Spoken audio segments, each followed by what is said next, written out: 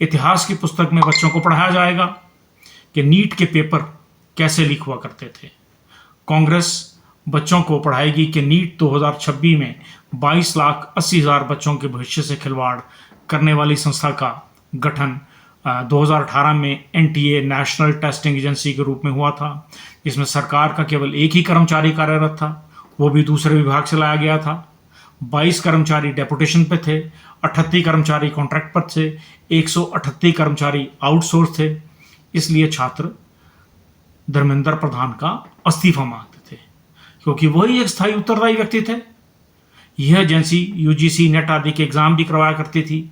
यह जानकारी प्रश्न संख्या नंबर 1802 दिनांक 11 दिसंबर 2024 को शिक्षा मंत्री द्वारा समाजवादी पार्टी के राज्यसभा सांसद रामजी लाल सुमन के उत्तर में बताई गई थी।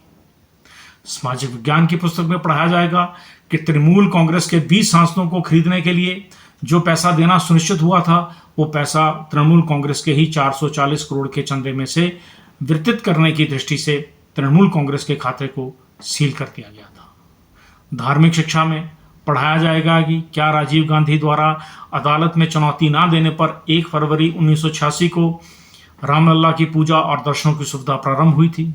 भव्य राम मंदिर बनने के बाद जजमान प्रधानमंत्री नरेंद्र मोदी और मोहन भागवत बने और राष्ट्रीय स्वयंसेवक संघ से जुड़े ट्रस्टियों ने चढ़ावे में घोटाला कर दिया और भारत सरकार मौन व्रत पर चली गई और देश का विपक्ष भ्रमित हो गया कि वो नारा क्या लगाए, वोट चोर गद्दी छोड़ या चंदा चोर मंदिर छोड़।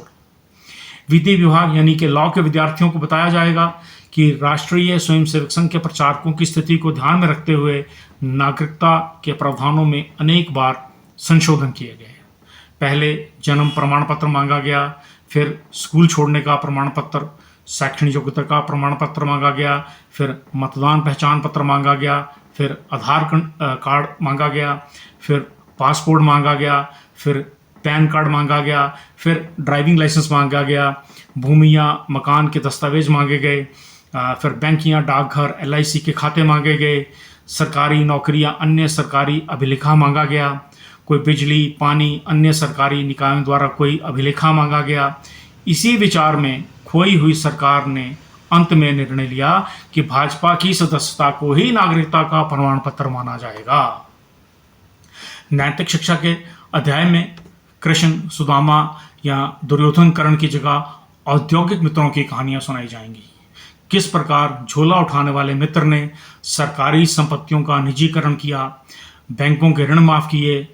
मानसिक कुंठा और सत्ता के गठजोड़ सबसे खतरनाक होता है। ऐसे लोगों की महत्वाकांक्षाएं वर्चस्व चाहती हैं और सत्ता की भूख उन्हें दूसरों का जीवन कठिन बनाने में संकोच नहीं करती।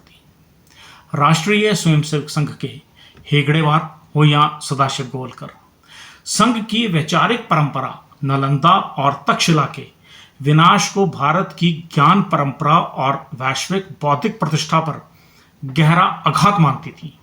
लेकिन आज शिक्षा संस्थानों पर संघ का कब्जा देश की तस्वीर नहीं, देश की तरबियत यानी कि परवरिश भी बदल रहा है।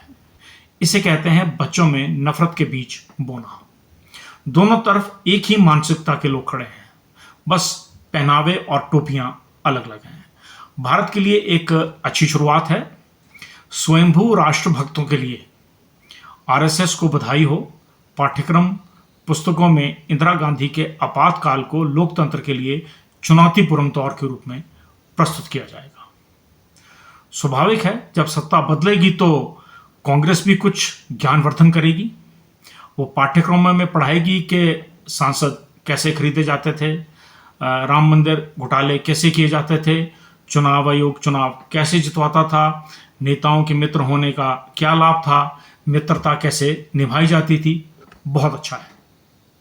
महाराणा प्रताप, अकबर, पंडित नेहरू, मौलाना आज़ाद, सरदार पटेल, लाल बहादुर शास्त्री, भगत सिंह, राजगुरु, सुभाष चंद्र बोस, महात्मा गांधी व सभी स्वतंत्रता संग्राम के स्वतंत्रता सेनानियों की आत्माओं को शांति प्राप्त होगी। मैं आपातकाल की निंदा करता हूँ, लेकिन जो हो रहा है वो बेहद दुर्भाग्यपूर्ण है। आज RSS राष्ट्रीय स्वयंसेवक कम और राजनीतिक स्वार्थ साधना संघ अधिक हो गया है।